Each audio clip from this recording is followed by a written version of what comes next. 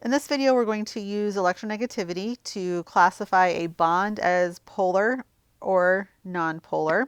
And the book here also goes into ionic, and that's when the electronegativities are very different.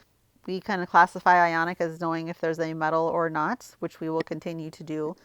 Again, the book goes a little bit more into actually using numbers. We're just going to be looking for differences. So nonpolar, your two atoms have to be the same, and then you will have no electronegativity difference. If it's polar, you're going to have two different elements as long as neither one of them is a metal, so they have to both be nonmetals. For it to be ionic, you have that metal with some nonmetal. So then we will also see how this relates to having partial positive and partial negative charges on our molecules. So we want to arrange these sets of molecules in descending order of polarity. So the strength of the dipole, which is the kind of charge separation or the pull of electrons, the greater the difference in electronegativity, the greater your polarity. So if we need to look at a periodic table, so let me pull one up here.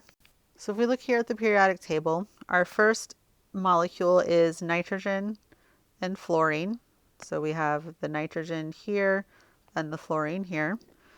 Not too far apart, right? If we compare the next one, we have oxygen and fluorine. So those are right next to each other.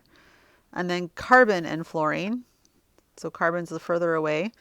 So because carbon's the furthest away from fluorine, it's going to be the largest difference in electronegativity. So this is going to be the highest polarity. And then the O and the F that are the closest together will be the lowest, which puts the NF in the middle. If we look at the next example, we have carbon and fluorine. So carbon and fluorine versus nitrogen and oxygen, which are right next to each other, versus silicon and fluorine. So silicon and fluorine is going to be the highest. It's just as far to the left as carbon, but it's also a row down. So you've got left and down versus just left.